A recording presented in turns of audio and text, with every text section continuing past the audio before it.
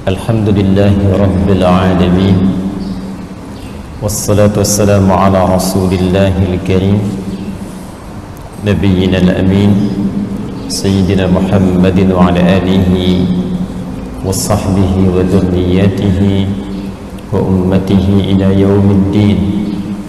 Wa ba'd. Faya ahbaballahi wa ahbaba rasulihi sallallahu alaihi wasallam, usi nafsi wa iyyakum bitaqwallahi faqad fazal muttaqun. Fala tamutunna illa wa antum muslimun. Faqala ta'ala, ya ayyuhalladzina amanu taqullaha haqqa tuqatih wa la tamutunna illa wa antum muslimun.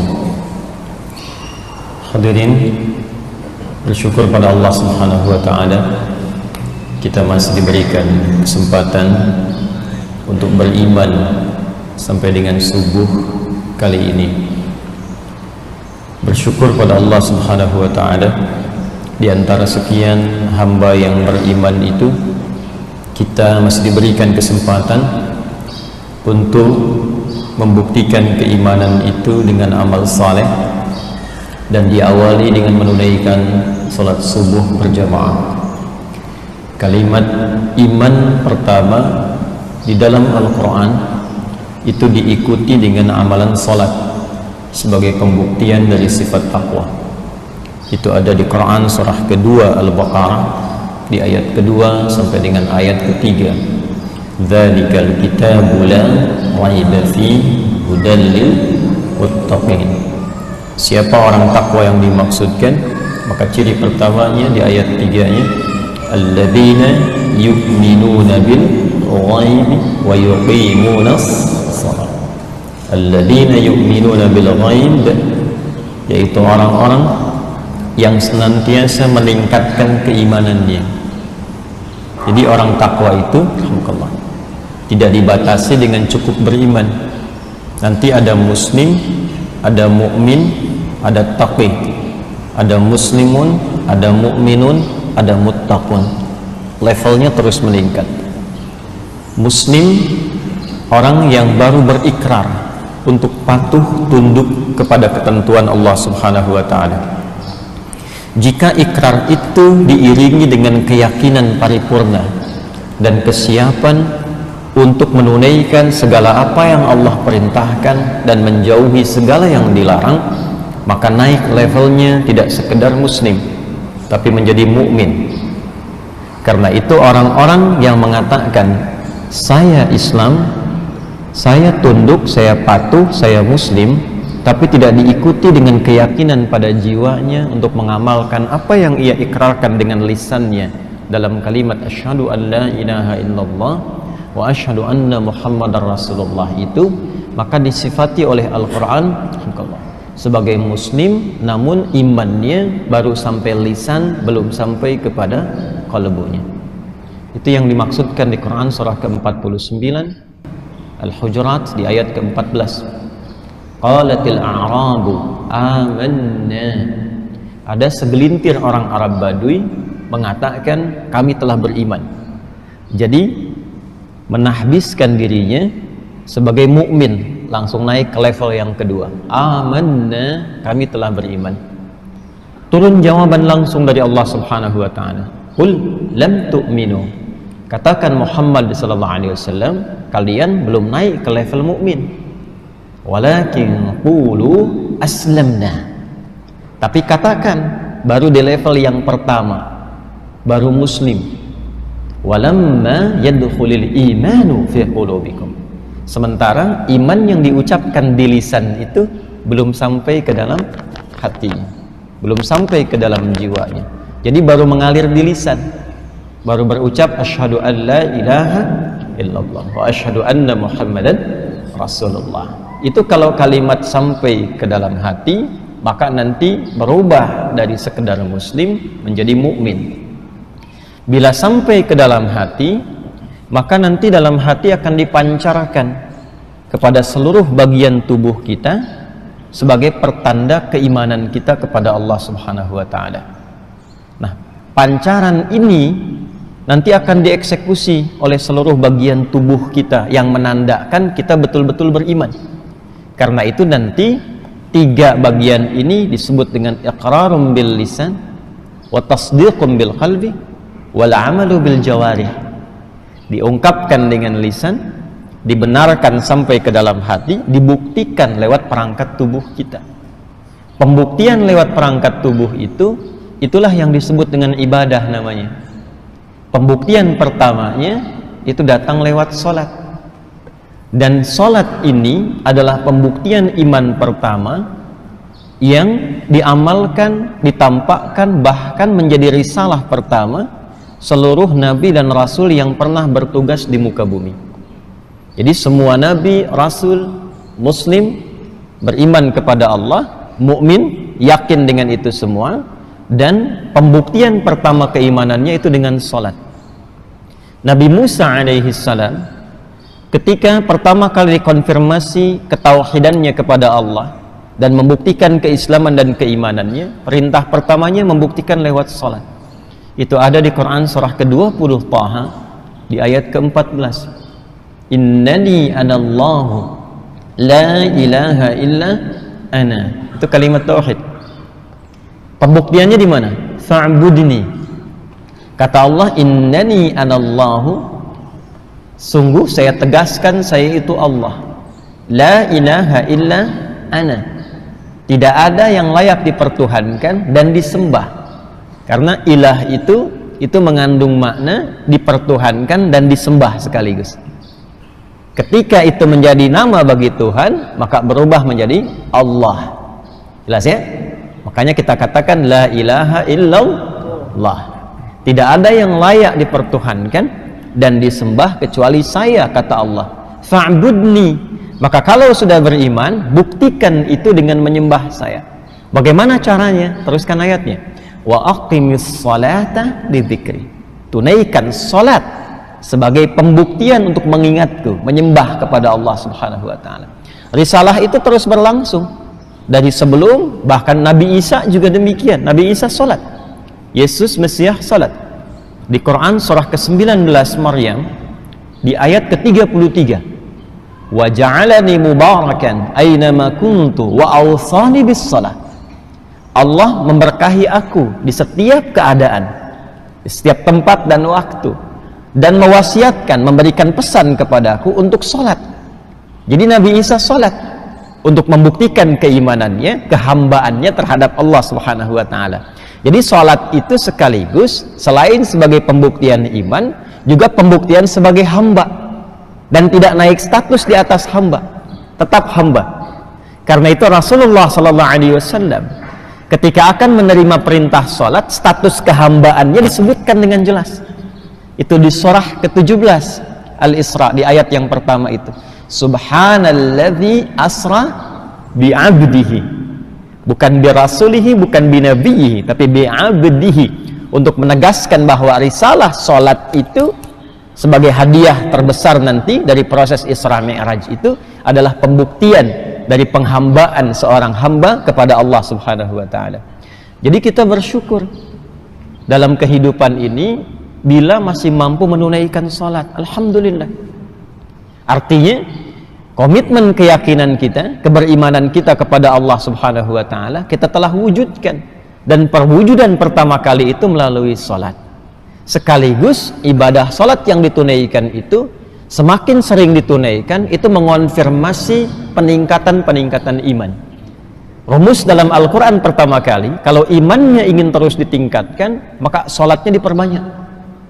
Sholatnya diperbanyak. Karena itu nanti di Al-Baqarah ayat 3 itu, kalimat imannya menggunakan fi'il mudhari dan bentuknya jama'. Alladzina yu'minuna. Alladzina disebutkan 1080 kali dalam Al-Quran.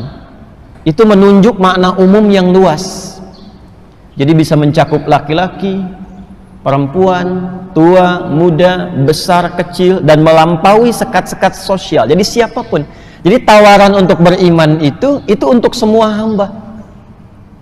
Itu buktinya rahman Allah. Semua diberi kesempatan untuk beriman. Hanya persoalannya tawaran itu mau diambil atau tidak, itu problemnya. Jadi Allah memberi kesempatan pada setiap hamba itu untuk beriman. Kalau di sini diberikan misalnya snack, ya, misal saja, lalu setelah kajian diberikan snack, semua mendapatkan bagiannya, tapi ada yang tidak mau ngambil. Begitu tidak diambil, sampai depan dia lapar.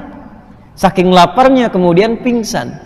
Pertanyaannya, yang salah panitianya atau jamaahnya? Jamaahnya, karena panitia sudah menawarkan, yang bersangkutan tidak mengambil.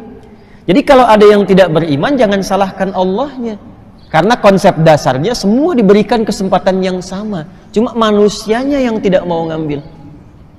Fir'aun kan se-Fir'aun-Fir'aunnya, ngaku Tuhan, hobi bunuh orang, perbuatannya zalim, masih dikirimkan 2 orang nabi kan, Musa dan Harun, dan diperintahkan berdakwah dengan lembut. Itu se-Fir'aun-Fir'aunnya. Karena itu konsep pemberian hidayah itu terbuka untuk semua, tinggal kita mau ngambil atau tidak. Itu yang dimaksud di Quran surah ke-29 Al-Ankabut, itu di ayat yang terakhir itu. Walladzina jahadu fina lanahdiyannahum subulana. Orang-orang yang serius mengambil hidayah yang telah kami tebarkan itu. Jadi pancaran hidayah itu seperti sinyal yang ditebarkan. Tinggal kita mau mengambilnya atau tidak. Jadi kalau antum ingin cepat dapat hidayah itu, coba cepat cari tempat-tempat yang sinyalnya kuat mendapatkan itu. Anda kan kalau telepon sinyalnya lemah, langsung keluar cari sinyal kan? Jalan sambil tunjuk-tunjuk, padahal yang telepon nggak ada di situ gitu. Ini sinyalnya nggak ada nih gitu kan? Tapi Anda cari-cari supaya sinyalnya penuh lagi. Itu Allah tebarkan sinyalnya, ada di majlis ilmu, di majlis, di masjid, di ta'lim, ya kan? Itulah sinyalnya. Kalau kita mau mendekat ke situ, maka lanahdiyannahum subulana. Kami akan tunjukkan, kata Allah, dan dibimbing untuk mendapatkan jalan-jalan kemuliaan menuju Allah Subhanahu wa taala. Dan alhamdulillah, salat berjamaah itu di antara jalan-jalan untuk mendapatkan hidayah Allah. Dan itu sangat mahal.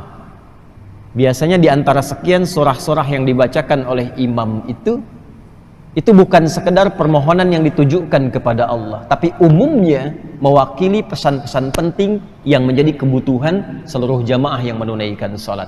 Kadang-kadang unik Pak Ibu, kita itu para imam kadang menyiapkan surat tertentu untuk dibaca, tapi ketika sholat itu bisa berubah.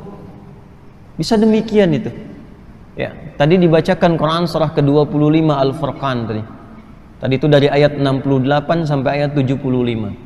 Surah ke-25 ayat 68 sampai dengan 75. Saya singkat saja pesan kuat yang penting di ayat tadi itu. Utamanya di ayat 70 dan 75-nya. Utamanya ya, di ayat 70 dan 75-nya. Jadi ini tawaran langsung dari Allah Subhanahu wa taala, tidak ada di antara kita yang sempurna. Idealnya semua menjadi ibadur rahman, hamba-hamba Allah yang penyayang, sikapnya yang lembut, yang baik, yang toleran dalam konteks kebaikan. Tapi kadang ada yang terperosok dalam keburukan. Lisan salah tutur, telinga salah dengar, mata salah tatap, bahkan ada yang melakukan dosa-dosa yang besar, tapi selalu diberi kesempatan oleh Allah untuk kembali. Maka di ayat 70-nya, illa man taba wa amana wa amila amalan salihah. Maka orang-orang yang mungkin pernah merasa salah itu bisa kembali menjadi soleh, kata Allah. Kalau dia mau kembali, taubat. Taubat itu kembali kepada jalan-jalan kebaikan. Jadi bahasa Quran itu indah sekali. Tidak ada memang yang sempurna di antara manusia yang bukan Nabi dan Rasul itu. Ya, tapi kemuliaan manusia itu, hamba yang salah itu terletak kepada keinginan kuatnya untuk selalu berusaha menjadi soleh. Jadi yang dituntut dari kita itu usahanya. Karena itu saya sering berkata, Allah itu sangat mencintai seorang pelaku maksiat yang gemar bertaubat dibandingkan dengan orang soleh yang tidak pernah merasa salah. Ya. Jadi kalau kita mau kembali, itu disukai oleh Allah. Taubat dan tinggalkan perbuatan-perbuatan buruk itu. Lalu kuatkan imannya, isi dengan amal soleh. Apa ciri orang yang telah berhasil menjadi soleh itu? Maka diteruskan ayatnya, ya, faulaika yubaddilullahu anhum sayyi'atihim hasanat. Ini ciri yang penting, Pak, Ibu. Orang kalau sudah taubat itu, kata Allah, ciri diterima taubatnya, maka berganti perbuatan salah yang sebelumnya dilakukan dengan perbuatan soleh yang konsisten dikerjakan.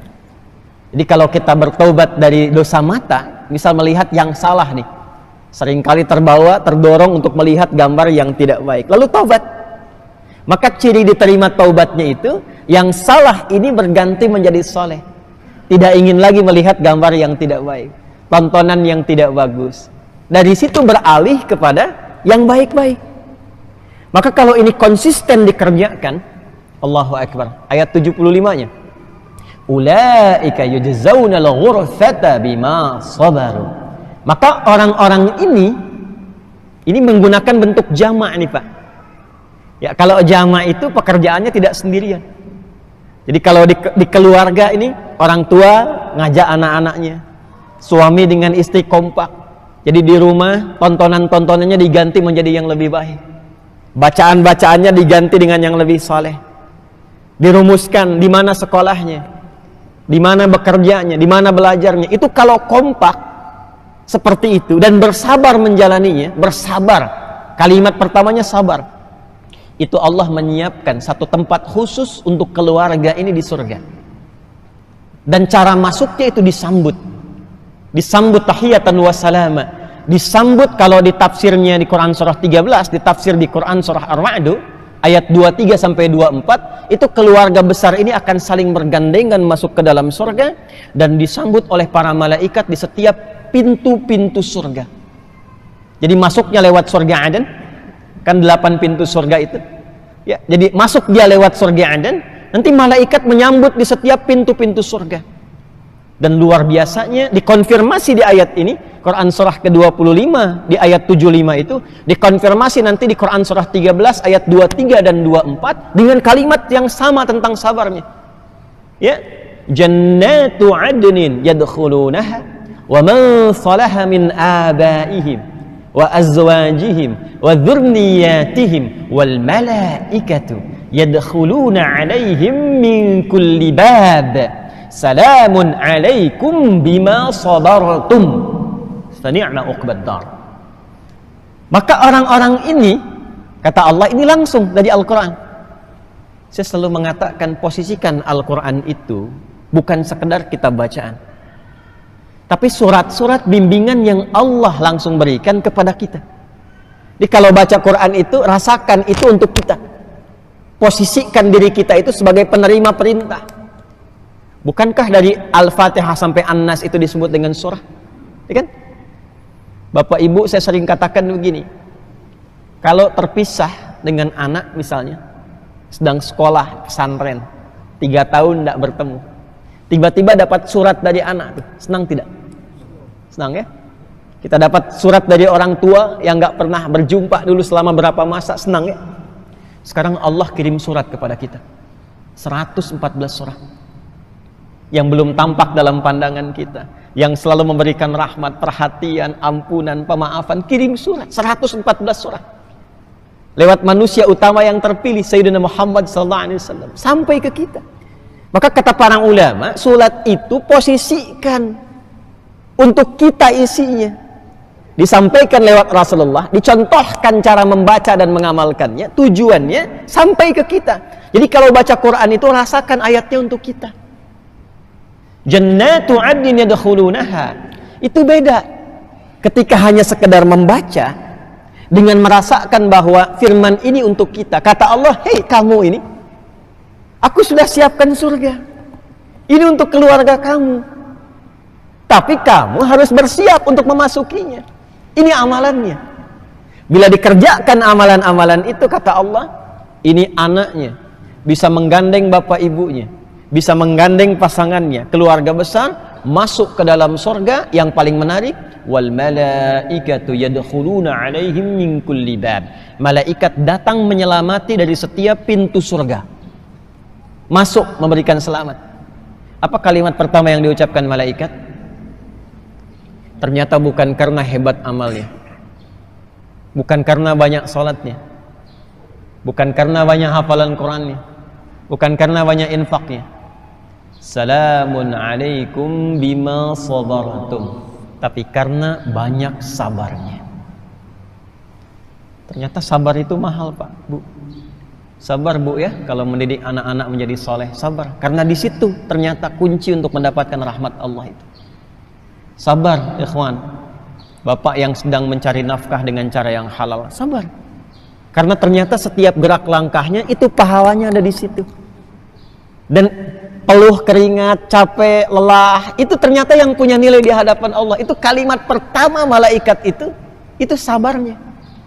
Bukan karena selamat mendapatkan penghasilannya, bukan karena selamat karena anaknya diwisuda hafal Qur'annya, bukan. Yang indah itu sabarnya. Karena itu kenikmatan wisuda khatmul Quran itu, hafalan Quran itu ternyata bukan karena hasilnya selesai menghafal, bukan. Karena tahapan-tahapan yang dilalui dengan kesabaran itu telah tuntas dilewati. Makanya kenapa banyak penghafal Quran ketika di wisuda itu banyak terharu dan menangis itu, karena merasakan perjuangan saat mulai menghafalnya. Itu poinnya. Nah, ini yang kita dapatkan di subuh ini. Saya kira kalau kita berusaha untuk membaca Quran pelan-pelan dengan terjemahan, ya setiap harilah diusahakan walaupun cuma 1 ayat. Nanti ketika kita sholat dan mendengar imam membacakan ayat apapun, itu rasanya akan berbeda. Karena ada petunjuk-petunjuk berkehidupan yang selalu selaras dengan apa yang kita jalani dalam aktivitas harian kita. Jelas sampai di sini? Itu muqaddimah pertemuan kita subuh kali ini. Jadi saya tidak menginginkan kita sholat tapi tidak memahami yang kita dapatkan dalam sholat kita.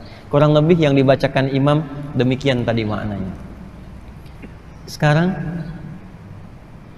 pembahasan pentingnya bagaimana kita mengondisikan diri kita supaya mendapati anugerah-anugerah yang setidaknya garis besarnya telah disampaikan dalam bacaan sholat subuh tadi. Itu adalah materi pembuka yang akan kita tampilkan di kesempatan subuh kali ini.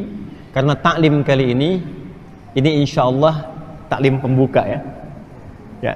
Formalnya kan baru dimulai bulan depan, ya, insya Allah. Jadi ini pembukaan Al-Bidayah, insya Allah. Ibnu Katsir rahimahullah punya kitab Al-Bidayah wan Nihayah. Jilid pertamanya ada muqaddimah, 21 jilid. Jadi ini jilid pembuka, ya. Mudah-mudahan nanti ada episode-episode ke depan yang kita bisa meneruskan kitabul adabul alim wal muta'allim, dan mudah-mudahan Allah ridha dengan kita semua insyaallah. Bismillahirrahmanirrahim. Ada 4 golongan manusia. Saya ulangi. Ada 4 golongan manusia yang diisyaratkan di dalam Al-Quran di pembuka surah Al-Baqarah, tepatnya dari ayat yang pertama sampai ayat ke-20. 4 golongan ini adalah realitas sosial yang akan kita temukan, kita jumpai dalam beraktivitas dimanapun di muka bumi ini dalam rangka menunaikan tugas dari Allah Subhanahu wa Ta'ala sebelum kembali kepadanya. Jadi nanti bergaul dimanapun, karakternya tidak akan lepas dari yang 4 ini. Di kantor, di rumah tangga, bertetangga di kehidupan sosial, atau konteks kehidupan yang lebih luas lagi. Dan dari 4 ini nanti kita akan temukan satu golongan paling ideal yang menjadikan kita lebih mendekat kepada Allah, dan itu yang dijamin oleh Allah mendapatkan tempat yang disiapkan yang disebutkan tadi di Quran surah ke-25 di ayat 75 itu. Kita mulai dengan golongan yang pertama. Golongan pertama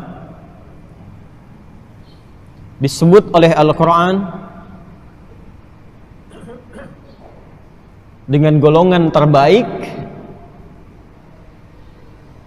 yaitu insan bertakwa. Insan bertakwa.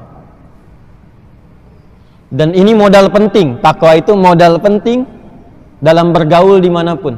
Jadi kalau kita bergaul dengan siapapun, dimanapun, bertugas di tempat, di ruang, di waktu mana dan kapanpun, itu insya Allah akan selalu diterima dalam kebaikan. Anda bertugas sebagai apapun, diplomat, ditempatkan di negara-negara tertentu, ya, di kantor ada penugasan di tempat baru, bergaul dengan keluarga, mahasiswa misalnya, baru masuk kampus atau bertempat di tempat yang baru, dimanapun, ketika membawa nilai-nilai ketakwaan ini, itu dijamin oleh Allah akan menjadi yang terbaik di tempat dia berada. Itu ditemukan isyarat pertamanya di Quran surah ke-49 ayat 13. Masuk tafsirnya dulu, nanti kita balik ke Al-Baqarahnya. Quran surah ke-49 Al-Hujurat ayat 13. A'udzubillahi minasyaitonirrajim. Bismillahirrahmanirrahim. Ya ayyuhan nas, hei semua manusia tanpa kecuali. Ingat ya, manusia itu pernah saya sampaikan setidaknya disebut dengan 5 nama dalam Al-Quran. Setidaknya ada 5 nama pokok. Nanti lain waktu kalau ingin lebih detail kita ngaji di kesempatan berbeda. Ada disebut dengan bashar, 35 kali disebutkan dalam Al-Quran. Secara singkat kalau disebutkan bashar, ini menunjuk kepada sisi fisiknya, tampilannya yang halus, kulitnya yang beda dengan binatang, beda dengan jin, beda dengan malaikat. Dan ini nama pertama yang diperkenalkan oleh Allah kepada malaikat dan jin. Di Quran surah ke-15 Al-Hijr ayat ke-28 sampai 29-nya. Wa idh qala rabbuka lil malaikati inni khaliqum bashara min salsalim min hama'im masnun. Ya, jadi bashar itu nama pertama yang diperkenalkan untuk membedakan bahwa materi penciptaan manusia ini beda dengan jin dan malaikat. Karena itu di ayat 27-nya jin disebutkan dulu. Wal janna khalaqnahu min qablu min naris samum. Jadi malaikat diciptakan dari cahaya, jin diciptakan dari api yang menyambar-nyambar naris samum. Manusia diciptakan bahannya beda. Ya. Min salsalim min hama'im masnun, dari bahan yang terbuat dari materi berbeda dari jin dan malaikat. Dan nanti tampilan pokok ini disebut dengan bashar. Dan punya bawaan nafsu. Karena itu kalau kita keluarkan ayat-ayat bashar, itu sekaligus mengkaji ayat-ayat tentang bagaimana mengendalikan nafsu. Jelas ya? Ini secara singkatnya demikian. Ada ins. Ins ini sering dipasangkan dengan jin. 18 kali disebutkan dalam Al-Quran pasangan ini. Ya, ya ma'syaral jinni wal ins, wa ma khalaqtul jinna wal ins. Nah, jin dengan ins ini itu berlawanan. Jadi kalau bashar tadi dari materi fisiknya, kalau ins itu dari sifatnya, ya, fitrah karakteristiknya. Jin punya 3 arti, lawannya ins punya 3 arti dari sifat karakternya. Jin tersembunyi, ins itu tampak kelihatan. Karena itu jin disebut dengan jin karena fitrahnya tersembunyi. Materinya dari api yang menyambar, sifat karakternya tersembunyi. Jadi jin itu pada asalnya itu tidak boleh melakukan penampakan karena fitrahnya tersembunyi. Jadi kalau ada jin melakukan penampakan, itu jin sedang mengalami persoalan, sedang punya masalah, sedang bergeser dari fitrahnya. Apalagi manusia yang cari-cari penampakan jin. Nah, jadi jin itu harus sembunyi, Pak. Ya, Bu. Jadi jangan takut sama jin. Ya, jangan takut sama jin itu, karena jin itu sifatnya tersembunyi, nggak nampak. Nggak nampak. Lawannya manusia ins, tampak. Sebaliknya kalau jin itu tersembunyi, nampak bermasalah, manusia itu mesti tampak. Jadi kalau ada manusia punya karakter suka sembunyi-sembunyi, itu sama dengan, bukan, sama dengan sedang punya persoalan. Ya, suami ibu pulang ke rumah sembunyi-sembunyi misalnya. Ya, harusnya lewat depan, lewat jendela belakang. Nah, itu sedang punya masalah itu. Ya. Nah, buka handphone sembunyi-sembunyi, nggak mau ketahuan tuh. Ya. Nah, itu juga sedang punya persoalan. Ibu cari dompet suami sembunyi-sembunyi. Nah, itu ada masalah itu. Itu karakternya demikian. Jelas ya? Allahumma shayyiban nafi'an. Ins itu lembut, halus, lembut, baik. Lawannya jin, kasar. Karena itu jin itu punya karakteristiknya yang kasar. Ya, makanya sekalipun dia misalnya melakukan penampakan, atau merasuki orang-orang tertentu, tidak akan merubah orang kerasukan jin menjadi lembut, tidak. Pasti kasar. Pernah lihat orang kesurupan jadi lembut? Tidak ada ya. Nah, manusia itu sebaliknya, halus, lembut. Jadi yang makhluk halus itu kita sebetulnya, bukan jin.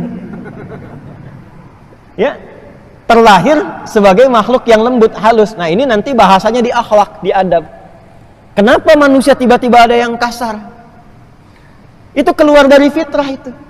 Jadi kalau lisannya tiba-tiba jadi kasar, tangannya jadi kasar, kakinya jadi kasar, mencela orang sembarangan, kita itu saking lembutnya, muncul ayat-ayat itu dalam Al-Quran yang melarang kita berperilaku kasar. Gak boleh saling mencela. Kan ada di Quran surah Al-Hujurat ayat 11 itu. Ya ayyuhalladzina amanu la yaskhar qaumin qaum la yaghtab ba'dukum ba'd. Jangan bikin hoax, jangan berbuat kasar, karena itu menyalahi fitrah. Apa penyebab itu semua? Babnya akhlak. Nanti ngajinya bab terpisah, ini kan cuman sekilas saja. Ya. Yang ketiga nanti cenderung membentuk sifat harmoni. Ya, sifat harmoni, kompak, bekerja sama, baik. Karena itu nanti jamak dari kata ins itu menjadi nas. Disebutkan 241 kali dalam Al-Quran. Aktivitasnya disebut dengan insan, 65 kali disebutkan dalam Al-Quran. Dari bangun tidur sampai tidur lagi. Cari semua kata insan dalam Al-Quran, turunkan menjadi kurikulum. Itu aktivitas kita. Jamaknya disebut dengan nas, dengan sifat sosialnya. Apa hubungan dengan golongan pertama tadi? Nah, ini yang mau kita tuntaskan.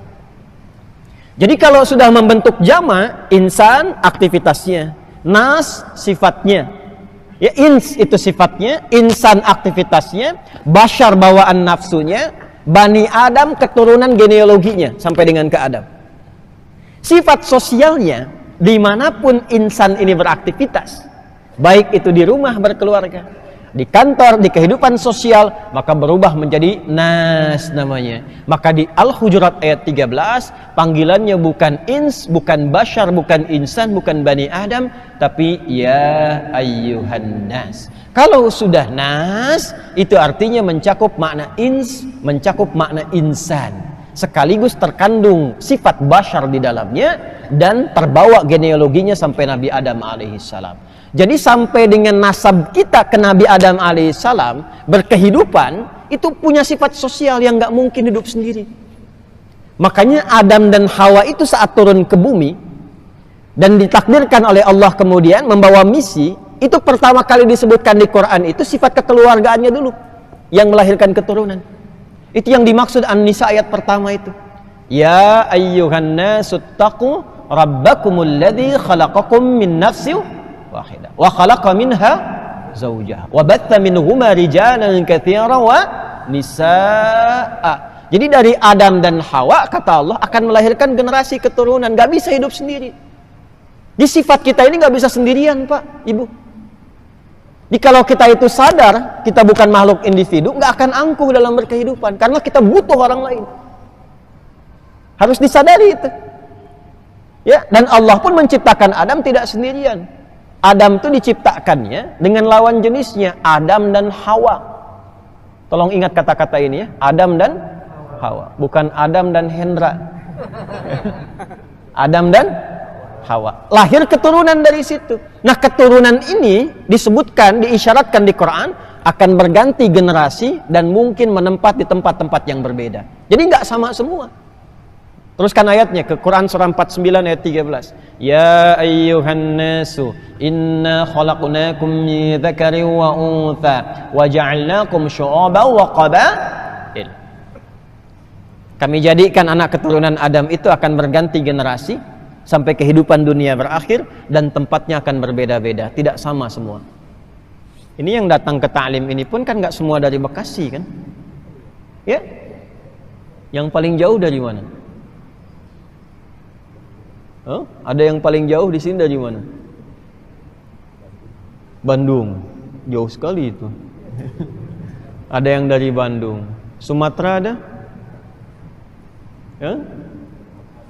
Tuh, ini mungkin asalnya nggak akan sama semua. Ada yang dari Sumatera, ada yang dari Kalimantan, dari macam-macam, bermukim di sini. Bahkan sukunya bisa tidak sama. Wa qabail. Menariknya apa? Teruskan ayatnya. Lita'arafu. Desain kehidupan ini supaya bekerja sama, membangun harmoni, kompak, menyukseskan misi kita di bumi. Nah, cara membangun misi ini supaya sukses belum selesai ayatnya. Inna akramakum indallahi atqakum. Ini poinnya yang ingin saya dapatkan. Setiap orang yang beraktivitas di bumi, kata Allah, berinteraksi dengan siapapun, maka yang paling mulia, yang paling hebat, yang paling ideal di antara mereka adalah orang yang paling mampu memaksimalkan takwanya. Jadi kalau Bapak Ibu ingin bergaul dimanapun, ingin sukses, ingin baik, maka yang pertama, tingkatkan dulu kualitas diri kita itu menjadi bagian golongan pertama ini. Menjadi bagian dari golongan orang takwa. Ini sudah desain Allah ini. Ya, ingat ya. Setiap pencipta itu sifat dasarnya, logikanya akan tahu dengan apa yang diciptakan. Orang yang buat handphone kan tahu dengan isi handphone kan? Allah yang menciptakan kita maha tahu tentang kehidupan kita. Jadi bukan hanya tentang diri kita, tentang kehidupan kita semuanya. Nah, Allah itu sudah menetapkan, membuat aturan. Kalau ingin gampang hidupnya, ingin mulia hidupnya, ingin sukses hidupnya, ingin bahagia hidupnya, maka hal pertama yang harus dilakukan adalah coba berusaha mentransformasikan diri, menjadikan diri kita itu termasuk golongan orang yang bertakwa. Jaminannya, dimanapun Anda beraktivitas, kata Allah, inna akramakum indallahi atqakum. Allah telah menetapkan indallahi, yang paling mulia, yang paling hebat, istimewa di antara kalian, siapa yang paling tinggi nilai takwanya. Sekarang pertanyaannya, ya Allah, bagaimana cara kami menjadikan diri kami termasuk bagian orang takwa itu? Sehingga kalau dibawa ke rumah tangga, jadi suami bertakwa, sukses rumah tangganya. Jadi istri bertakwa, sukses rumah tangganya. Jadi anak bertakwa, sukses kehidupannya. Jadi bos, direktur bertakwa, sukses pekerjaannya. Jangan salah. Jangan salah. Dan ini hal pertama yang dilakukan oleh Nabi saat Allah menurunkan bimbingan merubah masyarakat jahiliyah. Jahiliyah itu kan ada semua di situ. Yang buruk-buruknya. Pezina ada nggak di jahiliyah? Komplit, bukan hanya ada. Komplit. Dengan semua jenis zina ada di dalamnya. Pembunuh ada. Perampok ada. Pembegal satu kampung, begal semua. Gifar itu kan kampung begal itu. Gifar itu kampung begal. Tokohnya namanya Jundub bin Junadah. Masuk Islam, dibimbing jadi takwa, merubah isi kampungnya semua dari pembegal jadi orang baik semua. Maka beliau mempopulerkan namanya dengan nama kampungnya. Alih-alih disebut Jundub bin Junadah, memperkenalkan dengan saya dari Gifar. Jadi bangga akhirnya. Jadi kebanggaan. Ya, dari Gifar tambahkan alif lam di depannya, tutup ujungnya dengan i, jadi Al-Ghifari. Dikenal dengan Abu Dzar Al-Ghifari. Itu asalnya dari kampung begal. Masuk Islam, berubah jadi bagus. Bahkan paling populer termasuk yang meriwayatkan hadis-hadis Nabi SAW. Dan di antara hadis yang banyak diriwayatkan itu hadis tentang takwa. Biasanya beliau berduet dengan Mu'adz bin Jabal. Coba cek di Al-Arba'in itu. Yang karya Imam An-Nawawi itu ya, 42 hadis. Hadis nomor 18 coba dilihat tuh. An Jundub bin Junadah wa Mu'adz bin Jabal radhiyallahu taala anhuma qala Rasulullah sallallahu alaihi wasallam ittaqillaha haitsuma kunta wa atbi sayyi'atal hasanata tamhuha. Itu yang meriwayatkan mantan begal.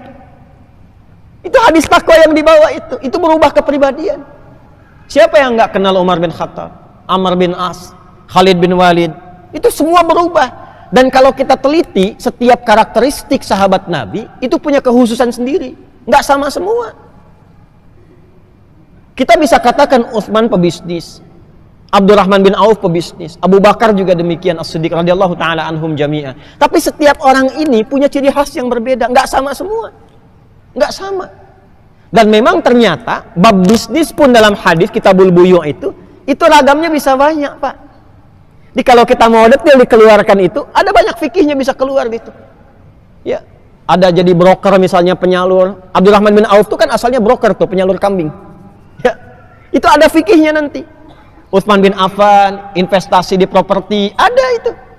Maka sekarang pun boleh jadi ada yang bisnis properti ya. Bisa jadi itu. Itu propertinya Utsman itu sampai 15 abad sekarang asetnya masih ada dan punya nilai di hadapan Allah. Kan terkenal itu, beli properti kebun kan, sama sumur yang dibebaskan itu sampai sekarang masih ada. Ayo pebisnis properti mana itu?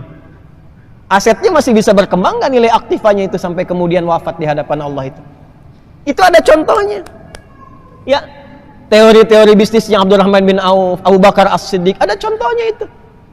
Dan semuanya ada, diplomat ada, birokrat ada semua. Begawan pengetahuan ada seperti Ali bin Abi Thalib. Ya. Dan yang paling sederhana, fikih azan pun ada.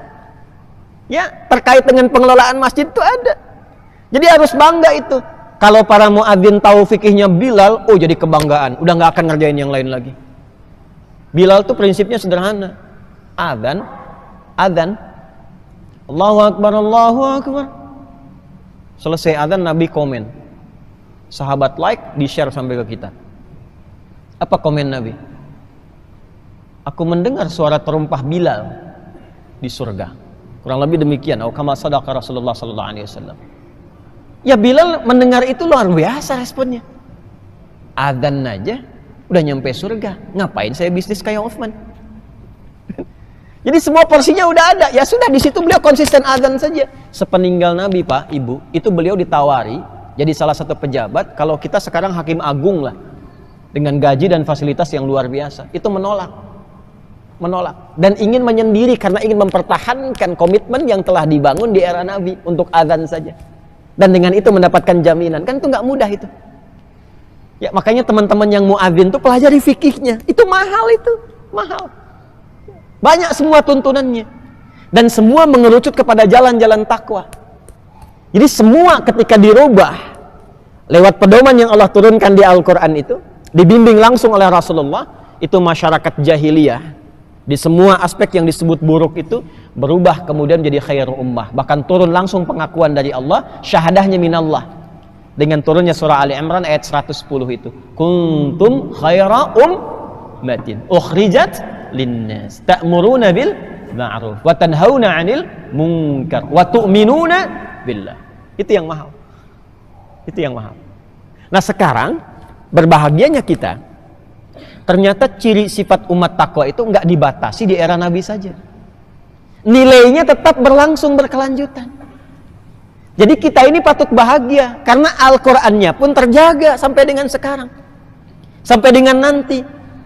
Satu-satunya kitab di muka bumi yang terjaga keadaannya dari lafadznya, maknanya, pedomannya sampai bahkan kehidupan berakhir sampai kembali kepada Allah hanya Al-Qur'an. Karena itu semua nilai-nilai takwa itu sama masih ada di situ. Tinggal kita keluarkan di masa kini. Dan selalu salihun likulli zaman wal makan. Sesuai dengan kebutuhan zamannya, itu dahsyatnya Quran. Jadi dibaca, dipelajari, diamalkan di era Nabi, di era setelahnya, di kini sampai akan datang, itu selalu sesuai dengan kebutuhan zamannya. Itu yang coba kita keluarkan. Pertanyaan besarnya, bagaimana membentuk pribadi ideal sebagai orang takwa di hadapan Allah? Maka cirinya ada 4. Cirinya ada berapa? 4. Amalannya 4 ya. Amalan pertama,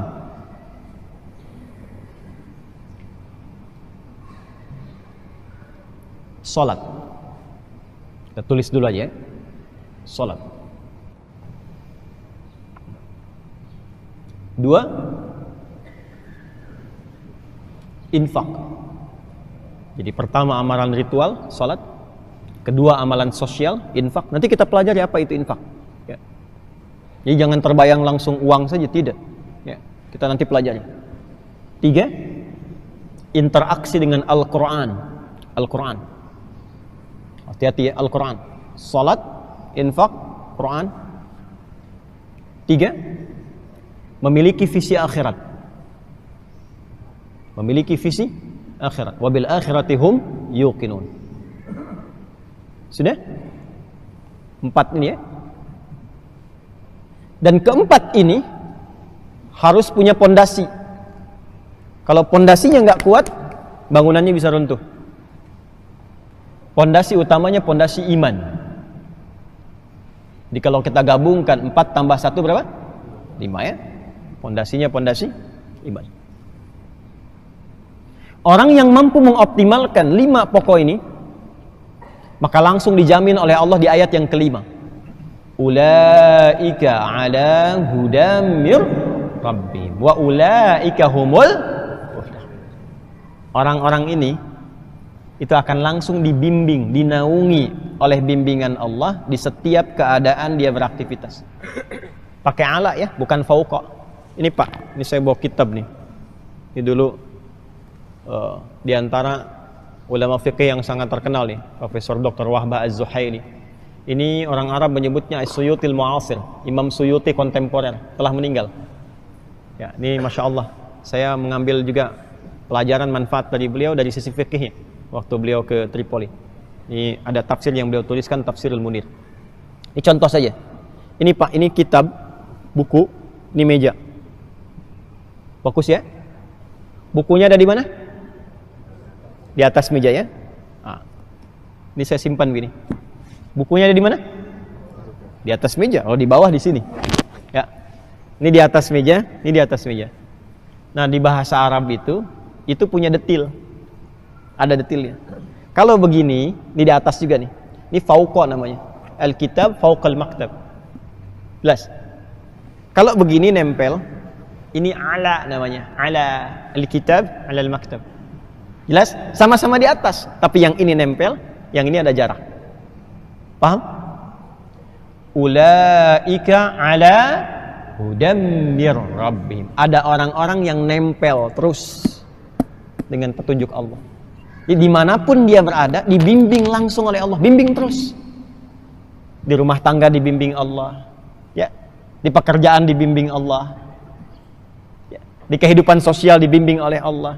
Anda dekat dengan pimpinan, dibimbing oleh pimpinan, aksesnya mudah kan? Ya kan?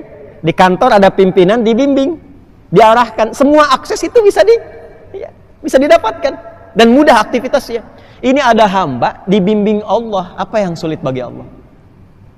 Karena itu kehidupan orang ini itu selalu lekat dengan kebahagiaan. Tenang aja, tenang, sukses terus. Orang-orang yang menggenggam kebahagiaan, ketenangan itu bahasa Arabnya disebut dengan muflihun. Dari kata aflaha, aflaha itu menggenggam falah. Falah itu bahagia dan sukses. Kalau bahagia saja belum tentu sukses, itu fariha namanya.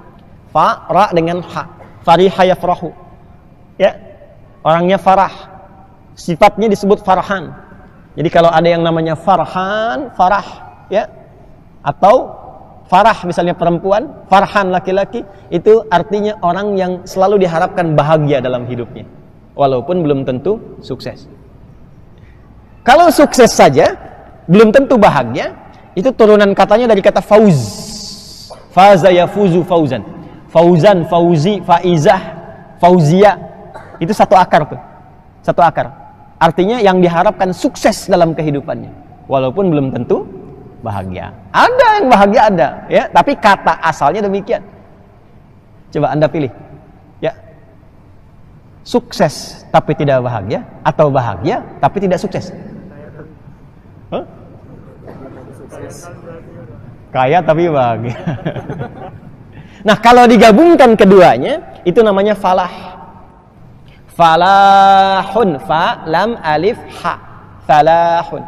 Kalau digenggam maka menjadi aflah. Aflah. Orangnya muflih, aflaha yuflihu. Orangnya muflih, jamaknya muflihun. Maka orang-orang yang lekat dengan petunjuk Allah, dibimbing langsung oleh Allah, maka dia akan cenderung bahagia dan sukses. Orang Allah yang punya akses kok. Yang punya pengetahuan siapa? Allah. Makanya adinda-adinda mahasiswa ini, para pelajar, kalau mendekat kepada Allah dikasih akses tambahan pengetahuan. Dan itu komitmennya takwa. Itu ada di Quran surah kedua Al-Baqarah di akhir ayat 282. Wattaqullaha wa yu'allimukumullah. Tingkatkan takwamu kepada Allah, ditambahkan pengetahuan. Ya. Itu kan yang disebutkan contoh prakteknya lewat Khidir alaihissalam itu. Ya kan? Min ladunna ilma. Kami berikan dari sisi kami ini tambahan pengetahuan. Itu yang kita istilahkan dengan ilmu laduni itu. Jadi laduni itu bukan tidak belajar, belajar tapi mendapatkan akselerasi percepatan pengetahuan. Jelas? Ya itu Allah yang punya segalanya. Wa ulaika humul muflihun. Ulaika ala hudam mir rabbihim wa ulaika humul. Yang punya rezeki siapa? Yang punya solusi siapa? Terus kenapa kita tidak dekati Allah? Jadi yang memaksimalkan 5 utama ini, maka yang terjadi adalah terdapat percepatan-percepatan menuju kebahagiaan dan kesuksesan. Pokok yang pertama iman. Iman. Karena itu falah. Kalau digenggam menjadi aflah. Kapan bisa mendapatkan aflah ini? Ketika iman mulai tertanam dalam jiwanya. Karena itulah ketika Allah menurunkan surah Al-Mu'minun, orang-orang beriman, itu pembukanya langsung dengan kata aflah dan menggunakan kata qad sebagai penjamin. Quran surah ke-23 ayat yang pertama. Qad aflahal. Dapat ya? Qad itu ada 3 maknanya. Dalam bahasa Arab itu ada 3. Bisa taukid, penguat. Bisa tahqiq, penjamin. Bisa takrib, sesuatu yang mendekatkan. Jadi kalau ada qad, misalnya qad, itu satu bisa berarti penguat. Artinya informasi yang disampaikan, ditegaskan supaya kita nggak ragu sedikit pun. Yang kedua, at-tadmin, penjamin. Jadi langsung dijamin informasi yang disampaikan mendapat jaminan langsung dari yang menyampaikannya. Yang ketiga, takrib. Informasi yang disampaikan akan cepat diraih. Kalau mau sholat, setelah azan ada apa? Qomat kan? Ya qomah ya? Coba, dalam iqamah itu ada qadnya tidak? Ada ya? Qad qamatis shalah, qad qamatis shalah. Apa artinya qad di situ? Takrib. Salat sudah dekat, mau kita tunaikan. Allahu akbar, Allahu akbar. Asyhadu an la ilaha illallah, asyhadu anna Muhammadar Rasulullah. Hayya 'alas shalah, hayya 'alal falah. Qad qamatis shalah. Salat sudah dekat, siap ditunaikan. Salat sudah dekat, cepat siap-siap. Itu qad di situ. Nah, di Quran surah 23 ayat 1 itu 3 makna ini menyatu semua. Qad aflahal mu'minun. Kata Allah, saya tegaskan ya, saya jamin ya, orang-orang yang beriman itu akan cenderung dekat kepada kebahagiaan dan kesuksesan. Jaminannya dari Allah. Kapan itu didapatkan? Bagaimana caranya? Balik ke konsep awal. Al-Baqarah ayat 2-5-nya itu. Karena itu kalau ingin meraih itu dasarnya iman. Bagaimana iman yang supaya bisa mendapatkan kemudahan, kenyamanan, kebahagiaan, kesuksesan itu? Maka ternyata bukan sekedar beriman, tapi imannya terus di-upgrade, terus dikelola, dinaikkan. Jangan dicukupkan dengan berkata begini, saya beriman. Itu butuh pembuktian. Jadi semua yang bersumber dalam hati itu butuh pembuktian. Butuh pembuktian. Di hati itu kan gak kelihatan. Dari mana taunya itu benar dalam hati? Maka dibuktikan. Semua yang dari hati teorinya begitu. Cinta itu kan di hati kan? Ya kan? Dari mata turun ke hati. Itu laki-laki. Perempuan dari telinga turun ke hati. Ya kan? Pembuktian cinta itu lewat nikah. Maka lewat akad dibuktikan adanya cinta di dalam hati. Bukan lewat hubungan yang tidak jelas. Itu bukan pembuktian cinta. Cinta itu bersih. Ya, sebagaimana dari hati itu keluar sesuatu yang bersih dari takwa. Maka pembuktiannya lewat nikah, lewat yang halal. Ya. Makanya saya selalu katakan kalau ada akhwat, ibu punya anak perempuan, ada laki-laki mengatakan kepadanya, aku mencintaimu, jangan percaya. Ya. Langsung jawab, buktikan cintamu dengan menuliskan nama kita di buku pernikahan kita berdua. Ya. Bikin status tuh ya. Ya. Makanya setelah menikah dapat BPKB kan? Ya, buku pernikahan kita berdua. Nah, iman itu puncak tertinggi dalam hati, butuh pembuktian. Dan harus dikelola, dimanage. Gak bisa dengan mengatakan saya beriman, tidak. Nah, kalau kita ingin jadikan kata ini bentuknya berubah dengan bentuk yang terus terjaga, berkesinambungan, maka dalam bahasa Arab kata kerjanya harus dirubah ke dalam bentuk fi'il mudhari'. Fi'il mudhari'. Cirinya gampang. Setiap ditemukan Anita di awal kata kerja itu pasti mudhari. Anita itu hamzah, nun, ya, dan ta. Hamzah, nun, ya, dan ta. Ibu Anita, ibu hamzah, ibu nun, ibu ya, dan ibu ta. Ada hamzahnya, ada nunnya, ada ya-nya, ada ta-nya. Kalau ingin bentuk jama', tambahkan un di ujungnya. Depannya Anita, ujungnya un. Amana itu bentuk dasar. Kalau kita ingin rubah dalam bentuk anita, misal tambahkan ya depannya, ujungnya jadikan un, jadi yu'minun. Maka bentuknya menjadi jama' dan sifatnya progresif terus berlangsung. Coba di Al-Baqarah ayat 3 itu. 3 itu kalimatnya apa? Alladzina yu'minun. Jadi kalau ingin menjadi orang takwa, jangan cukupkan mengatakan saya beriman, tapi kelola iman itu agar terus bertambah dan naik. Jelas? Bagaimana caranya? 4. Yuk kita turunkan. 1, tadi sudah dituliskan ya. Memperbanyak sholat. Memperbanyak sholat. Sholat secara hukum ada 2 jenis. Umumnya, 1 yang diwajibkan, kedua yang disunnahkan. Yang wajib itu disebut fardu, yang sunnah disebut dengan nafilah. Yang wajib itu ada 5. Seperti kita ketahui, subuh, zuhur, asar, maghrib, isya. Yang sunnah, nafilah, menunya banyak. Ada menu yang menyertai subuh, pagi, siang, sampai ke malam. Jadi kalau salat sunnah, itu menunya menyertai hampir perjalanan waktu dari mulai subuh, ketemu subuh lagi. Bebas, menunya banyak. Kembalikan dulu ke Al-Baqarah, perhatikan mushafnya. Lafaz salat itu ada 3 jenis lafaz. 1, alif, lam, sad, lam, alif, tak marbutah. Saya tuliskan dulu ya.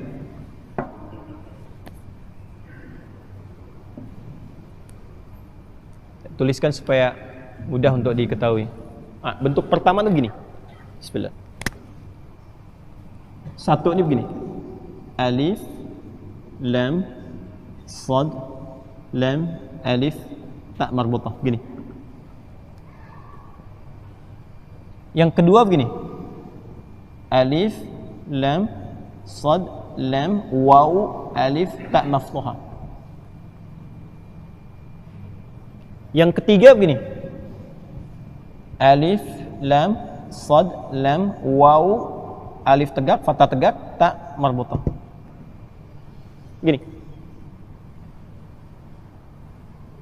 Kalau yang pertama begini, ini artinya sekali sholat. 1 kali sholat. Jelas? Sekali saja, tunggal, mufrad, singular. Kalau yang kedua begini, ini bentuknya jama', tapi ada batasnya.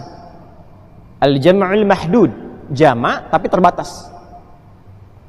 Karena itu bentuk yang kedua yang seperti ini, kalau tersebut di dalam Al-Quran, yang bermakna ibadah sholat, itu maknanya sholat fardu, yang wajib itu.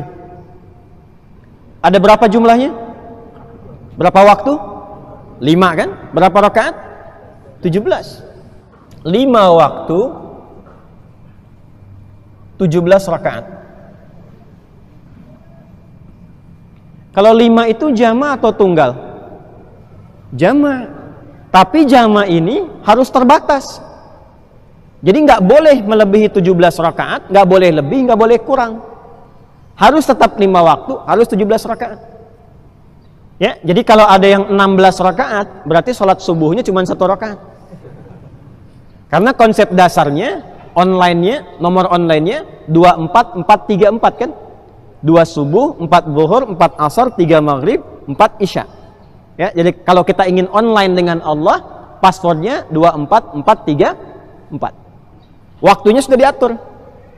Karena itu ketika Allah menyebutkan supaya kita menjaga waktu sholat ini, yang fardu ini, yang pokok ini, itu kalimatnya menggunakan ini. Ya, bentuk yang kedua. Dicek di Al-Baqarah ayat 238. Quran surah 2 ayat 238. Paling kanan sebelah pojok di atas.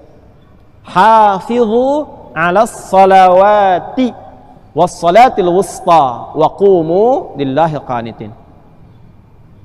saling menjaga di antara kalian. Bentuknya pakai hafadha yuhafidhu, pakai ilmu sarafnya. Bukan hafidha yahfadhu, tapi hafadha yuhafidhu. Kalau hafadha itu maknanya saling. Jadi harus saling mengingatkan. Ya. Makanya kita kan punya jadwal salat ya.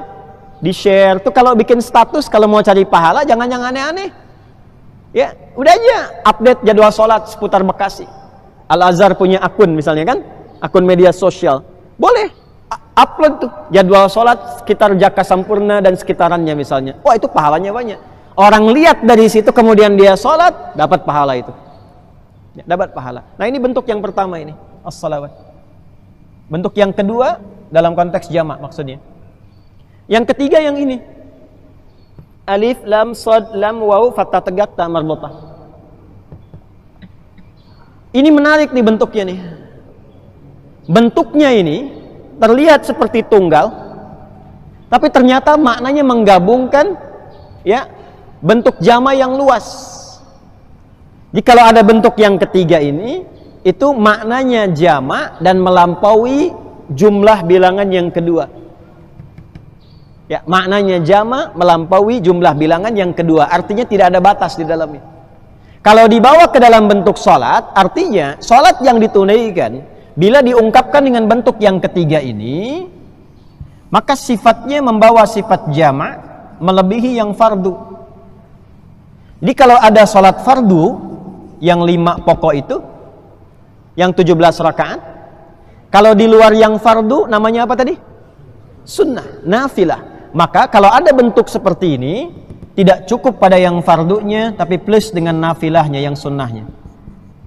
Wajib plus sunnah.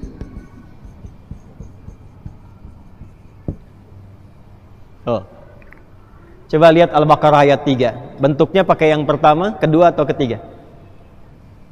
Coba lihat di mushaf. Oh.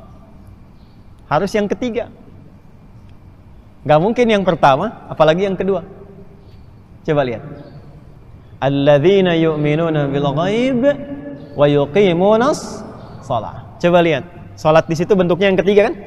Alif, lam, shad, lam, waw, fathah tegak, ta marbutah. Jadi kalau ingin menjadi takwa, takwa itu kan golongan spesial. Ya kan? Kalau hanya mengerjakan yang fardu, yang enggak spesial pun sama semua. Martabak itu disebut spesial kalau ada tambahan di bahan-bahannya kan.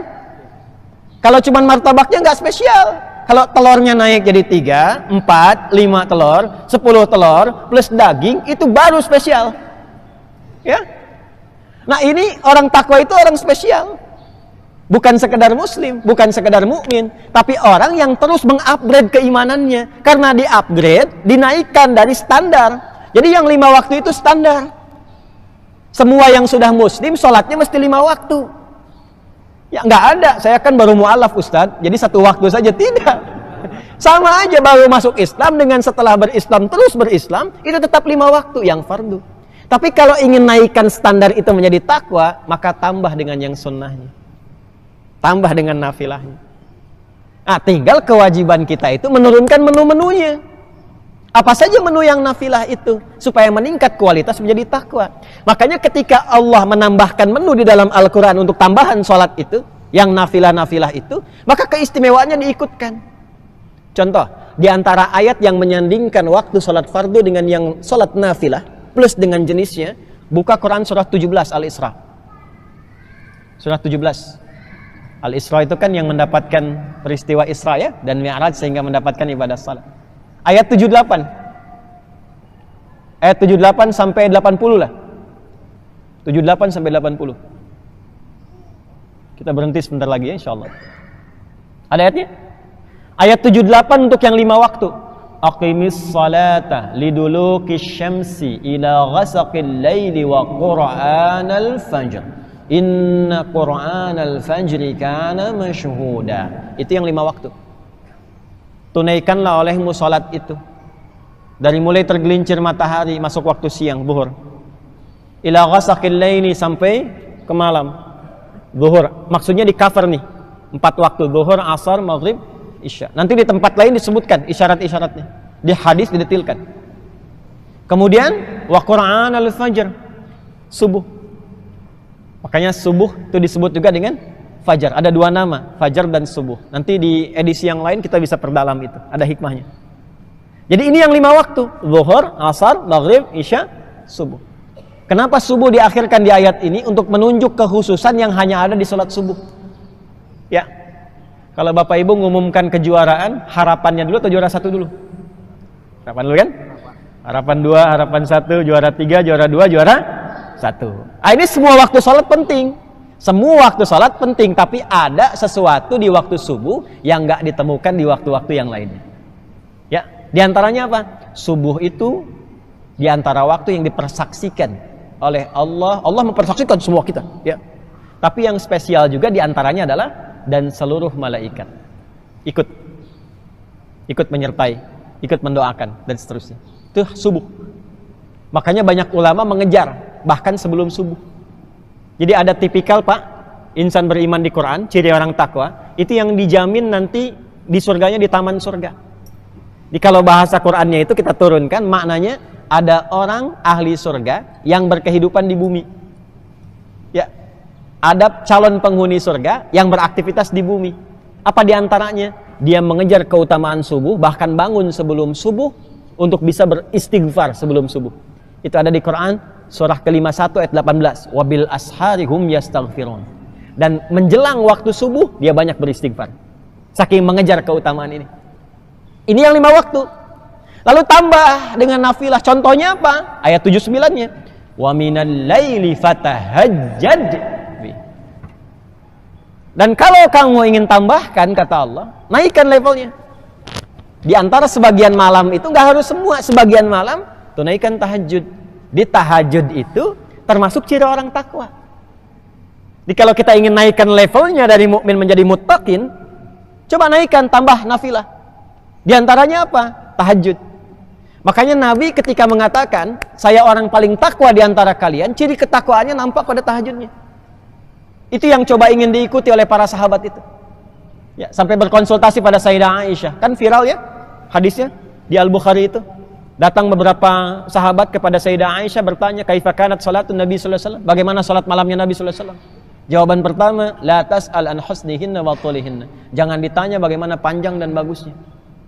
Itu kalimat ini ketika didengar penasaran, diikuti di belakangnya. Nabi salat, makmum di belakang. Maka ternyata rakaat pertama itu 100 ayat Al-Baqarah. Rakaat pertama. Dikira akan ruku, ternyata belum. Lanjut. Al-Baqarah 286. Satu surah. Begitu selesai dikira ruku, lanjut. Ali Imran. 200 ayat. Dikira ruku, lanjut An-Nisa. 176 ayat. 5 juz 4 halaman. 5 juz 4 halaman, rakaat pertama, baru ruku. Rakaat pertamanya. Besoknya nggak ikutan lagi. Besoknya nggak ikutan lagi. Itu semakin tinggi semakin naik, semakin tinggi semakin naik. Karena itu orang-orang yang meningkat takwanya, contoh dia tahajud tadi, dia mau tahajud nih, maka Allah berikan akses yang berbeda dengan orang-orang yang hanya sholat yang standar tadi. Sholat standar pun dapat kita manfaatnya, tapi ketika tambah tahajud aksesnya lebih luas lagi. Karena itu langsung disebutkan. Jadi ketika menunaikan tahajud dapat tambahan 4 lagi. Teruskan ayatnya. Wa minal laili fatahajjad bihi nafilatan laka asa. 1. Asa ayyab'atsaka rabbuka maqaman mahmuda. 1. 2. Wa qur rabbi adkhilni mudkhala sidqin. 3. Wa akhrijni mukhraja sidqin. 4. Waj'alni min ladunka sultanan nasira. Karirnya dibimbing oleh Allah, ditempatkan di tempat yang terbaik dunia akhiratnya. Yang kedua, dibimbing setiap mengawali aktivitas supaya tidak menempuh dengan cara yang haram. Ta'aruf, mau nikah caranya halal, mau kerja nggak usah nyogok, nggak usah macam-macam, dibimbing dan dijaga kondisi hatinya. Ketika punya masalah diberikan jalan keluar, ketika diganggu dilindungi langsung oleh Allah. Itu tahajud, Pak.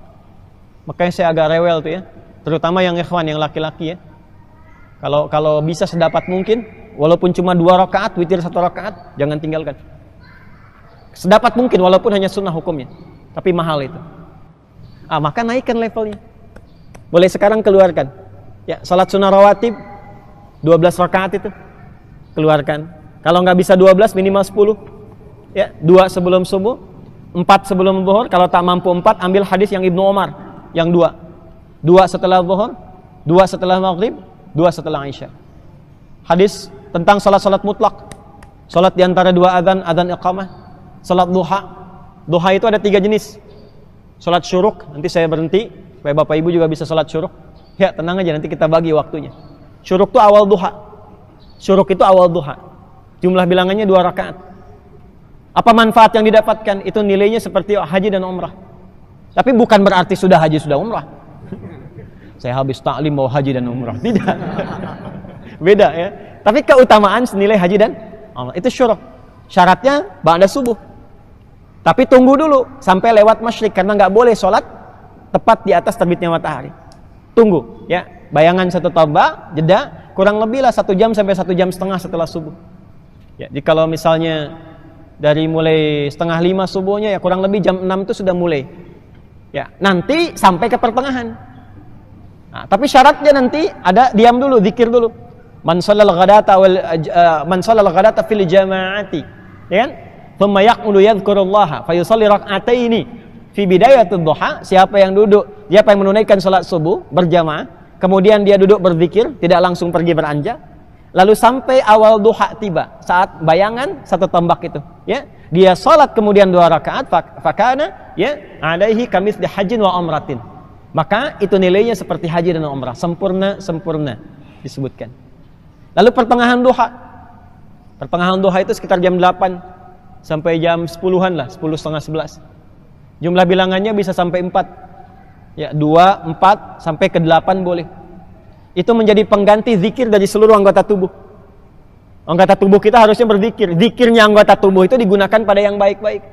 Zikirnya mata, jangan lihat maksiat. Zikir telinga, dengar yang baik-baik. Makanya nanti fungsi mata, fungsi lisan sampai ke kaki disebutkan dengan iman dulu. Wa qul lil mu'minina yaghuddu min absarihim. Katakan pada insan beriman, matanya zikir. Lihat yang baik, yang tak baik palingkan. Nah, kadang-kadang tidak terjadi selama kita berkehidupan itu. Alih-alih melihat yang baik, yang tak baik terlihat juga, walaupun tak sengaja, kan? Dan kebanyakannya nggak sengaja tapi dilihat. Maka pengganti zikir itu yang duha yang pertengahan. Ya, nanti akhir duha itu sekitar 10:30 sampai menjelang zuhur, sampai sekitar 11:30-an lah ya. Itu bisa sampai 4, 8 atau 12. Apa manfaatnya? Banyak. Ya, untuk mendekatkan pada kemudahan rezeki, untuk mengentaskan musibah umum yang mungkin dialami. Bukan musibah khusus yang harus dialami sebagai ujian. Ini musibah umum. Misal macet, begitu Bapak lewat, tiba-tiba ada orang mengatakan atau polisi datang, "Pak, jangan ke sini ya, ini macet. Bapak ambil arah yang ini saja." Bapak dapat itu, yang lain boleh jadi enggak. Ya. Banjir, secara logika airnya harus masuk. Tapi kok bisa begitu mau masuk balik lagi, masuk balik lagi. Bisa begitu. Itu musibah umum tuh. Ada duha. Ya. Kemudian nanti selain itu apa? Salat mutlak. Salat wudu ada, berwudu, balik, itu kisahnya Bilal bin Rabah. Ya, wudu, selesai wudu, salat 2 rakaat bisa. Ya, tahiyatul masjid silahkan lakukan. Yang langka-langka salat jenazah. Ya, salat jenazah itu yang langka-langka, makanya pahalanya pun langka, mahal. Sekali salat sebesar 1 qirat, sebesar gunung Uhud. Nah, itu coba latihan dulu yang itu. Kita ambil menu yang pertama dulu, setelah itu dapat, nanti turunannya akan muncul sifat gemar berbagi, itu yang disebut dengan infak. Dari infak nanti turun lagi interaksi dengan Quran. Dari Quran, kalau sudah 3 ini ada, otomatis pola hidupnya akan berubah. Dari sekedar dunia, sekarang sudah terpaut dalam dirinya kepentingan-kepentingan akhirat. Ya, tentang infak, tentang Quran, barangkali kita harus bahas di edisi yang berbeda, karena itu punya detail yang tersendiri. Apa itu infak? Kemana dikeluarkan? Mana yang paling prioritas? Infak seperti apa yang bisa mengentaskan persoalan? Ada. Nanti ada infak yang bisa menambah pengetahuan. Ada, Pak. Bu, Ibu pernah dengar Imam Nawawi Al-Bantani? Bukan Nawawi Ad-Dimashqi. Itu setiap akan datang kajian, itu infak dulu. Infak dulu. Makanya bersyukur nih kalau DKM menyediakan kotak infak misalnya. Itu kalau ada yang jalan itu bukan mobil-mobilan tuh, kotak infak tuh. Bukan cuma didorong-dorong gitu ya. Itu manfaatnya banyak. Kalau kita ikhlas, dan itu bergantung niat. Innamal a'malu, ada infak untuk menambah pengetahuan, ada. Imam Nawawi itu setiap mau datang ke kajian, itu infak dulu tuh. Apa niatnya? Diniatkan untuk tidak pernah melihat aib gurunya. Jadi beliau tuh nggak sibuk dengan aib guru, karena tahu setiap manusia itu pasti punya kelemahan. Jadi yang dicari itu bukan aibnya. Ketika hormat pada guru tinggi dan tidak pernah mencari kesalahan, maka barakah ilmu itu sampai kepada murid. Nah, ini bagaimana ilmunya bisa berkah? Baru disebutkan namanya sudah bilang bid'ah. Itu kan gimana bisa mendapatkan keberkahannya? Itu diantaranya, Pak. Ya. Jadi infak itu banyak teorinya. Ya, ada infak misalnya yang terkait dengan pahala, yang mengentaskan kesulitan, tapi semua teorinya kembali kepada iman. Karena dasarnya itu iman. Kalau iman itu udah nggak mikir apa-apa. Jangan karena infak misalnya, maaf, ingin pekerjaan lancar, ingin hutang lunas, itu menarik akhirat kepada dunia. Nanti begitu nggak dapat jadi kecewa. Teorinya bukan begitu. Bukan begitu teorinya. Ya, jadi pautkannya kepada iman. Kalau iman sudah berjalan, ya terserah Allah nanti. Ya, walaupun ada keinginan-keinginan, nanti dicukupkan oleh Allah. Kadang-kadang apa yang kita inginkan beda dengan yang Allah kehendaki. Karena itu ikutkan keinginan kita pada keinginan Allah, maka tuntas semua keinginan kita. Ya, itu ada rumusnya nanti di Quran surah kedua di ayat 216. Detilnya nanti di ayat 186 di ayat yang di surah yang kedua itu. Nah, itu umum tentang infak. Terakhir Quran, dan saya tutup di sini. Quran ada 3 cara. Secara singkatnya banyak membaca. Itu yang disebut dengan qiraah. Jadi tolong biasakan kita semua ya. Jangan berlalu hari tanpa baca Al-Quran. Walaupun hanya 1 ayat. Kalau bisa 1 hari 1 juz. 1 juz. Kalau mau gampang bagi, Pak. Jangan langsung dibaca 1 juz. Terasanya agak berat. Ya. Bagi ke waktu sholat. Juz pertama ada berapa ayat? Al-Baqarah kan 141 ya. Al-Fatihah taruhlah sudah hafal kan? Ya, Al-Fatihah kan di dalam kepala ya. Bukan di luar kepala. Kalau di luar belum hafal namanya. Al-Fatihah dalam kepala. Al-Baqarah 141. 141 bagi 5. Sholat fardu kan 5 waktu. Berapa? Cepat. 28 lah ya. 28. Nah, Bapak baca 28 ayat aja. Bagi 2 lagi, Bu. Bagi 2. Sebelum subuh 14, setelah subuh 14. Sebelum zuhur 14, setelah zuhur 14. Demikian sampai ke Isya. Itu kita tanpa menyadari khatam 1 juz. 14 ayat itu berapa menit sih? Insya Allah nggak akan nyampe 10 menit. Ya, investasi aja sebelum subuh 5 menit, setelah subuh 5 menit. Itu kalau kita konsisten begitu, konsisten, selesai khatam 1 juz insya Allah. Jelas? Baik ya. Kalau mau dibagi lagi 20 halaman dibagi 5, jadi 4 halaman. 4 halaman dibagi 2, jadi 2 halaman. Itu kalau mau paling gampang per halamannya. Sebelum subuh 2 halaman. Ya, 2 halaman, 2 halaman. 2 halaman itu kan cuma 1 lembar. 1 lembar aja baca bolak-balik. Ya, itu begitu selesai nih Isya, itu sudah 1 juz. Sebulan konsisten begitu, itu khatam setiap bulan 30 juz.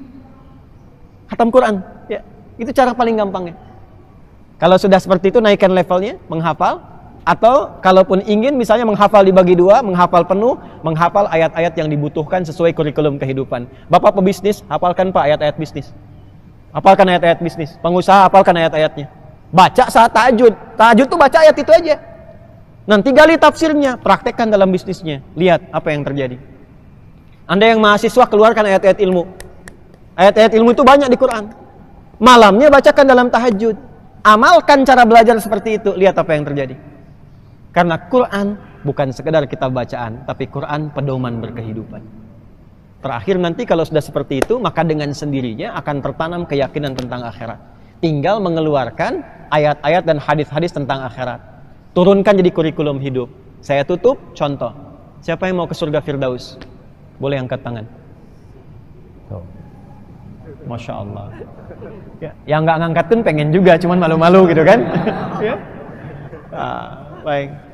Biarkan saja kucing yang malu. Manusia kalau berbuat baik jangan malu. Malu-malu kucing. Baik. Caranya begini. Ini singkat saja, saya tutup di sini. Banyak orang yang ingin ke surga Firdaus, tapi tidak menurunkan kurikulum surga Firdaus itu dalam aktivitasnya di bumi. Kenapa nggak dikeluarkan ayat-ayat penghuni surga Firdaus? Lalu bentuk jadi kurikulum di bumi. Ya. Contoh paling cepatnya Quran surah ke-23 Al-Mu'minun ayat 1 sampai 11. Keluarin aja Pak ayatnya. Qad aflahal mu'minun alladzina hum fi salatihim khashi'un walladzina 'anil lagwi mu'ridun walladzina hum lizakati sa'ilun. Jadi penghuni surga Firdaus itu punya kualifikasi, keluarkan aja itu. Lalu konsisten terapkan dalam berkehidupan. Di situ ada ayat tentang harta zakat. Zakat kan gimana bisa zakat kalau nggak ada uangnya? Maka penghuni surga Firdaus pun itu bisa dihuni oleh pengusaha, pebisnis, pedagang, ada. Ya. Saat yang bersamaan dia sholat. Bapak kan kenal Utsman bin Affan, Abdurrahman bin Auf. Kenal kan? Itu kata Imam Nawawi di kitabnya At-Tibyan, itu Utsman bin Affan, Abdurrahman bin Auf, Tamim Ad-Dari, itu sekaya-kayanya masih bisa malamnya sholat tahajud sampai hatam Al-Quran. Malam itu. Ya, itu turunkan ke bumi, tuliskan di rumah, konsisten sekeluarga. Maka kita tinggal nikmati, ulaika humul warithun alladzina yarithuna al-firdausa hum fiha khalidun. Maka itu yang kita harapkan jadi golongan yang pertama. Mudah-mudahan Allah memberikan taufik kepada kita semua. Maka yang pertama, saya cuma titip ya untuk kita semua, sholat ya. Sholat, kerja dimanapun jangan tinggal sholat. Kalau bisa tambahkan dengan sunnahnya, tambahkan nafilahnya. Karena kata falah pertama yang disebutkan dari 4 amalan ini, melekatnya hanya kepada sholat. Hayya 'alas shalah, hayya 'alal falah. Dan 5 kali diperdengarkan dalam kehidupan kita. 5 keutamaan, 5 kebaikan, sholatnya 5 waktu, diperdengarkannya 5 kali di telinga kita setiap pergantian waktu setiap hari. Jadi kita itu seharusnya umat bahagia, umat yang sukses. Karena 5 kali disebutkan, masa nggak sukses-sukses? 5 kali disebutkan nggak bahagia-bahagia, aneh itu. Ya aneh, harusnya kita dapatkan. Ya karena itu mudah-mudahan kita bisa istiqamah dalam 5 kebaikan yang disebutkan. Jadi golongan yang pertama, 3 golongan yang lainnya ada sikap-sikap yang berbeda. Insya Allah itu tafsirnya nanti di kajian tafsir di malam Jumat di Masjid Al-Ihsan yang di Pondok Timur Mas itu ya. 3 golongan yang lainnya mesti kita waspada, tapi di balik kewaspadaan juga tetap berinteraksi dalam kemuliaan. Itulah hebatnya Quran. Nanti ada yang non-muslim, ada yang orang Islam tapi perilakunya seperti non-muslim, itu ada. Ngaku muslim tapi nggak sholat, ngaku muslim tapi nggak mau zakat. Yang paling aneh nanti yang ketiga, golongan 3 lainnya, berarti golongan yang keempat, ngaku Islam tapi mengolok-olok agamanya sendiri, ngaku Islam tapi menyerang teman-temannya muslim sendiri. Itu golongan yang keempat, munafik namanya. Jadi yang kedua itu nanti ada kafar dibagi 2, kafarul asi yang bermaksiat, orang Islam tapi maksiat seperti orang kafir. Ya, golongan ketiganya yang kafir, yang non-muslim. Dan kafir itu pun ada maknanya lagi. Itu bukan panggilan untuk merendahkan, bukan. Itu panggilan terhormat untuk membedakan keyakinan. Diserap ke dalam bahasa Inggris menjadi kafir. Orang Inggris pun nyerap kata kafir. Itu kata kafir pun itu diserap ke bahasa Inggris, kafir. Kafir itu kan penutup nih, gini. Di dalam kafir ini ada isinya. Ini kalau masih tercover belum bisa buka isinya. Ya. Nah, dari kata kafara jadi kafir. Bahasa Inggris itu banyak. Ya, menyerap dari bahasa Arab seperti sugar daddy. Sugar itu dari kata sukar, ya. Sukar bahasa Arab itu sukar, kurma sukari, kurma yang manis, ya kan? Diserap ke dalam bahasa Inggris jadi sugar. Ya, kafara jadi kafir. Orang yang menutup diri belum menerima sesuatu itu bahasa Arabnya disebut kafir. Di kafir itu artinya orang yang masih menutup dirinya, belum mau menerima, kadang belum mau bisa mendengar, ya kan? Ya itu disebut kafir, itu bahasa halusnya. Makanya ketika turun surah Al-Kafirun, itu orang-orang Arab jahiliyah nggak pada marah.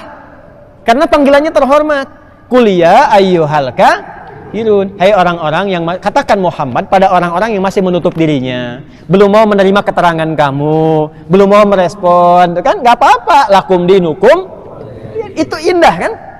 Makanya Abu Jahal nggak marah disebut kafir. Ya.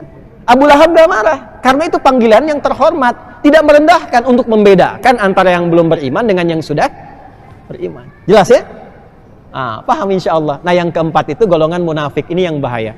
Golongan munafik. Saya kira itu yang bisa disampaikan. Tapi tolong pelajari. Jangan berhentikan di sini. Karena Quran itu sangat detail. Sampai ketemu orang munafik pun ada cara untuk bergaul dengan mereka. Ya, dan hebatnya begini. Hebatnya tidak pernah menyertakan dengan celaan dan cacian. Sekalipun bertemu orang munafik. Caranya luar biasa, elegan sekali. Dan kalau Anda baca 1 ayat saja, itu kita sampai bisa mengatakan fabi ayyi ala'i rabbikuma tukadziban. Ya. Apa dan bagaimana itu? Nanti di pertemuan berikutnya insyaallah. Ya, An-Nisa ayat 140 nanti dikaji sendiri ya, insyaallah. Saya kira itu yang bisa disampaikan untuk pertemuan kali ini. Yang berikutnya di Al-Azhar kita kembali kepada kitab induk yang pokok, Adabul Alim wal Muta'allim. Saya kira dulu pernah dikopikan ya. Sudah 2 tahun masih ada kopiannya?